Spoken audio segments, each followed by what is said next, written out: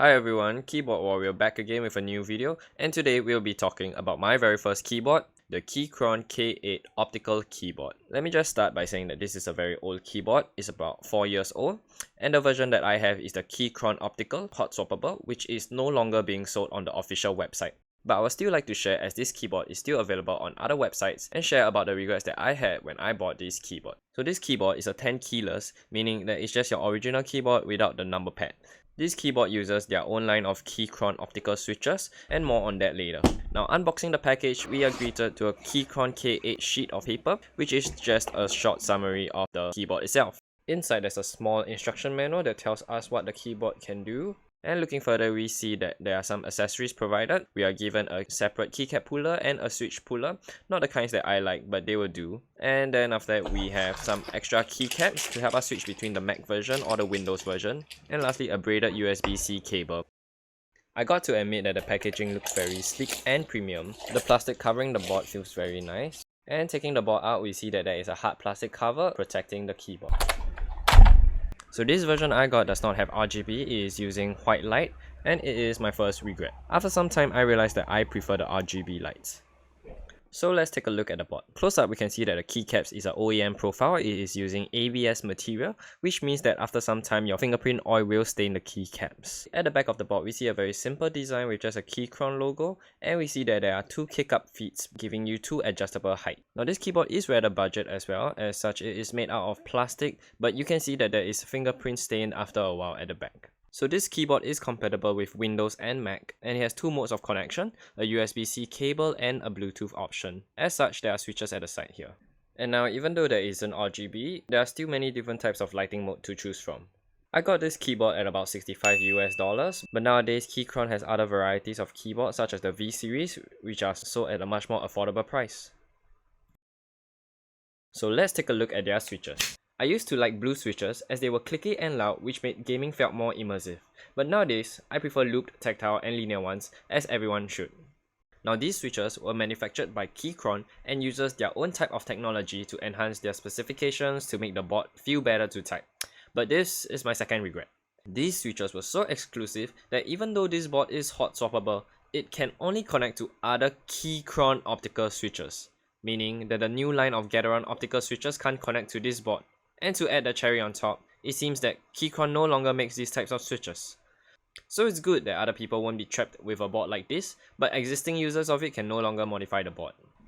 I mean, I guess you could still lube up the switches, but lubing up blue switches is a bit weird. If we open up the switch, we see the usual stuff, a top housing, a bottom housing, a stem, and a spring. But what's interesting is that for this optical switch, the stem has a black piece connected that acts as the blocker for the optical sensor. So let me just do a quick trial test on what lubing up a blue switch will sound like. I'll just follow the standard lubing procedure using Krytox 205G0, a bit on the top housing, a bit on the bottom housing, a bit on the stem, and using Krytox 105G0 for the spring.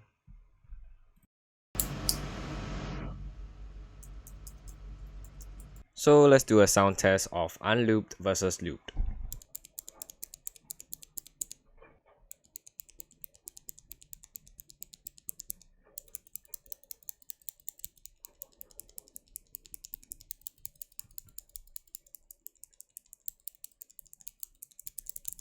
Not sure about you, but I can't really hear a difference. Maybe one's just louder.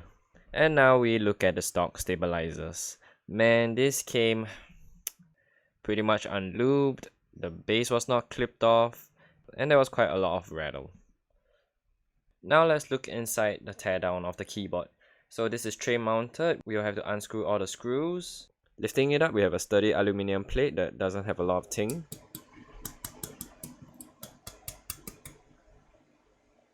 And we see there's no pour-on foam between the plate and the PCB. The PCB added some type of sponge to make sure that the plate doesn't really grind on the PCB. And underneath the skirt, no foam. Just a very hard to detach cable to the battery. So it seems like the PCB has like a band-aid mod kind of thing. And a sponge attached over here to add some dampening. At the left side, there's a USB-C port and the switches to toggle between on, off, and Windows or Mac version. And at the right side, there's some lights for the battery indicator and caps lock.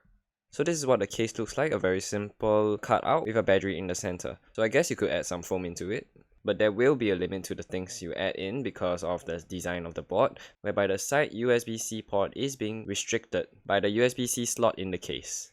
So just take note of that the next time you buy a keyboard. And overall, I wouldn't really recommend this keyboard for people who may dive deeper into the hobby, but for any other person that just wants a very simple keyboard with a nice design, this will do just fine. And now here is the sound test of the keyboard.